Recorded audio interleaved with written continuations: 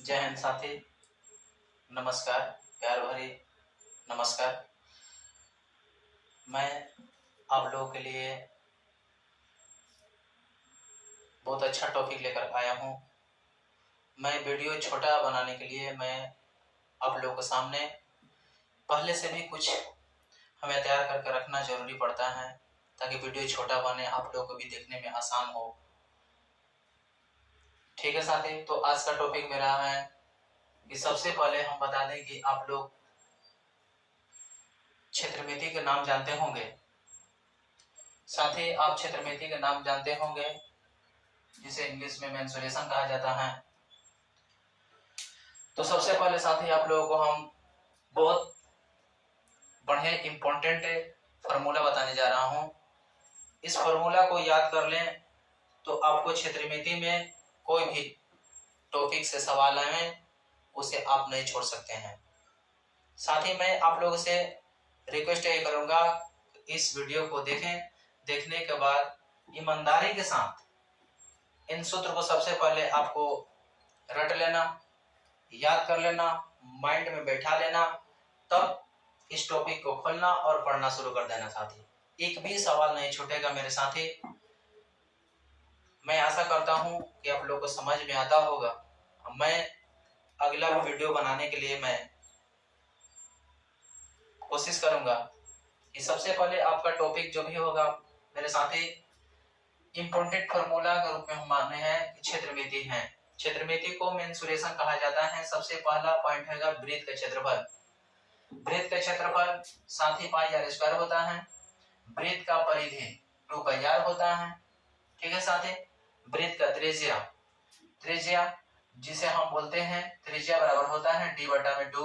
d का मतलब होता है व्यास, d का मतलब होता है व्यास। r का मतलब होता है त्रिज्या। r का मतलब क्या होता है? ये r जो दिख रहा है ना, इसका मतलब होता है त्रिज्या। ठीक है साथी, वृत्त का त्रिज्या d बटा 2 होता है। ठीक है साथी, वृत्त का व्यास 2r होता है।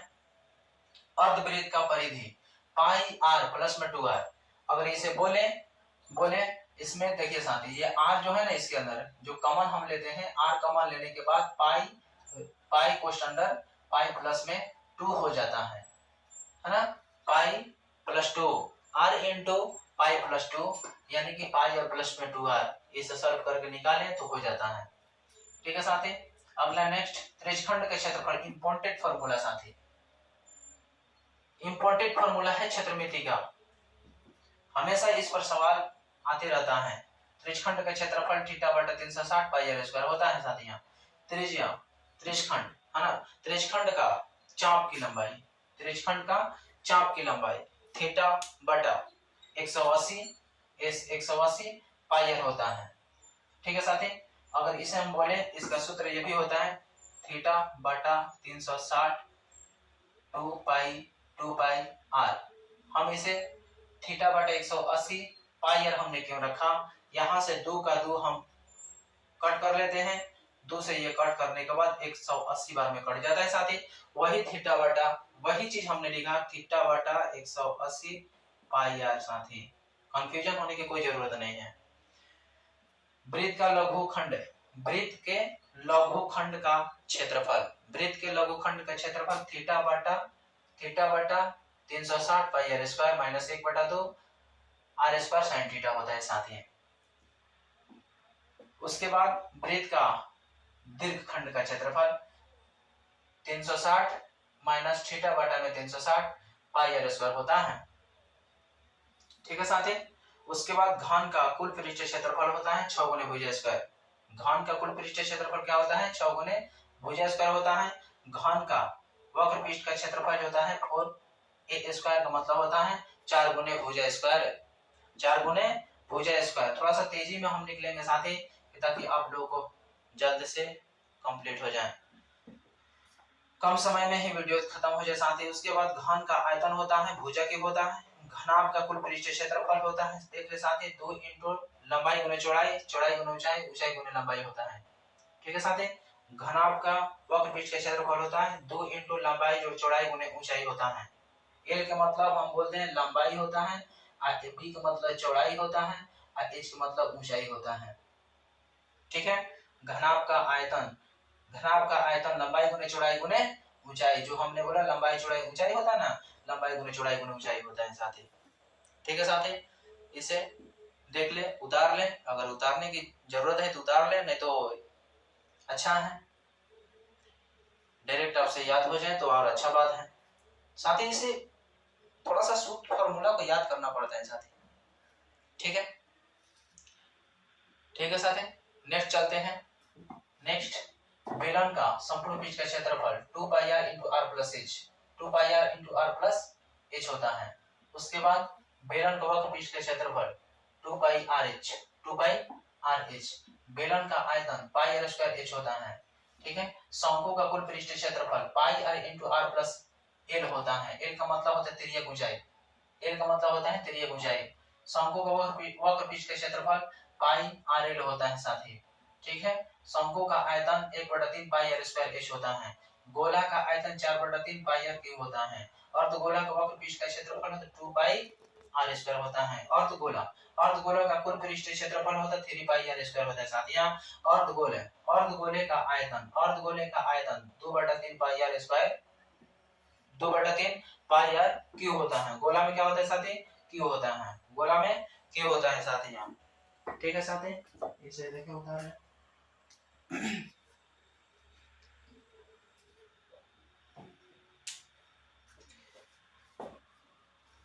अब देख ले साथी कि आप लोगों को हम लेसन एक्सरसाइज 12.1 को बता दें, 12.1 को बता दें।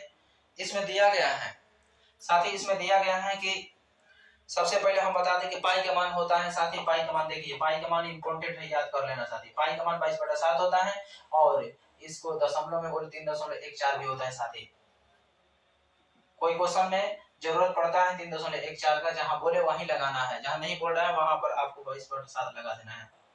ठीक है साथी, कहीं भी अगर डिस्टर्ब हो, कंफ्यूजन हो रही है आप लोगों को समझने में, तो कमेंट बॉक्स में मैसेज दें कि हमको ये समझ में नहीं आता है, तो हम उसको सॉल्व करेंगे साथी।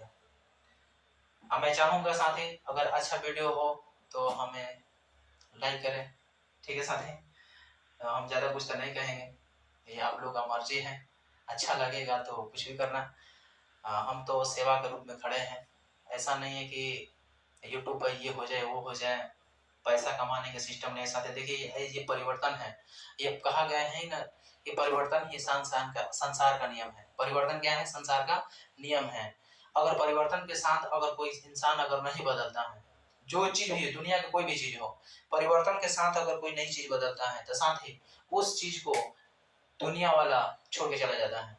जैसे आप लोगों को बता दे एक मिसाल के तौर पर, आज के जमाने में जो आपने जो मोबाइल चलाए रहे ना, क्या पहले भी ये मोबाइल था? नहीं था। पहले नोकिया का मोबाइल एकदम फेमस था, लेकिन आज के डेट में नोकिया अपने आप को नहीं बदला, लोग उसे बदल दिया। इस कारण की वजह से हमें वीडियो बनाना पड़ता है। कहने का मतलब कि हम लोग सर, कहने का मतलब ये है कि हम लोग गांव देहात से बिलोंग करते हैं, ठीक है ना, तो हम लोग का ये थोड़ा सा दिक्कत डिफिकल्ट होता है, लेकिन हम कोशिश करते हैं, आप लोग का सहयोग होगा, आप लोगों का मदद मिलेगा, तो हम कोशिश करेंगे कि आप लोग के यहाँ तक वीडियो, हम हर वीडियो को तैयार करेंगे, हर सूत्र फॉर्मूला को तैयार करेंगे, हर टॉपिक पर बात करेंगे, कि ताकि मेरे वजह से आपको पढ़ाई हो जाए साथी। मैं दावे के साथ कहता हूँ कि आप लोग की सेवा में हमेशा तैयार रहूंगा साथियों। तो चले हम सबसे पहले क्वेश्चन नंबर 1 को देखेंगे। एक्सरसाइज 12.1 का कह रहा है क्या ना कि दो वृत्तों की त्रिज्याएं क्रमशः, सर पहले से हम कुछ प्रूफ करके रखे हैं साथी, ठीक है, घबराने की जरूरत नहीं है।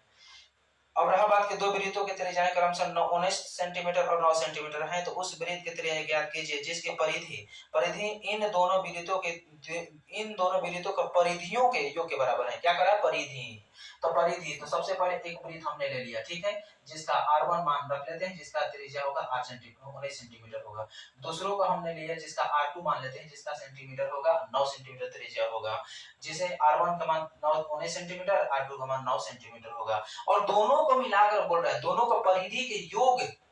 तो दोनों वृत्त हैं और दोनों वृत्त के योग के बराबर एक बड़ा सा वृत्त बनाया गया है साथी। एक बड़ा वृत्त का त्रिज्या क्या होगा, यही तो पूछ रहा है, बड़ा वृत्त का त्रिज्या क्या होगा। वेरी सिंपल, बहुत आसान है साथी। तो सबसे पहले क्या करें, इस सबसे पहले बताइए कि वृत्त का परिधि होता क्या है। वृत्त का परिधि क्या होता है, 2πr होता है। वृत्त का परिधि 2πr होता है ना। ये भी वृत्त का परिधि 2πr बनेगा, है ना। तो सबसे पहले बात को समझना होगा, तो दो वृत्तों का परिधि का योग कौन कौन, 19 सेंटीमीटर और 9 सेंटीमीटर। दो परिधि निकालना है, दोनों को जोड़ देना है। अब बराबर में ये बड़े वृत्त का परिधि निकालना है जिसमें r निकल जाएगा। जैसे में हम देख सकते हैं, लिखना है कैसे है, हल दो छोटे वृत्तों के परिधियों के योग, क्या लिखना है, दो छोटे वृत्तों के परिधियों का योग के बराबर एक बड़े वृत्त का परिधि।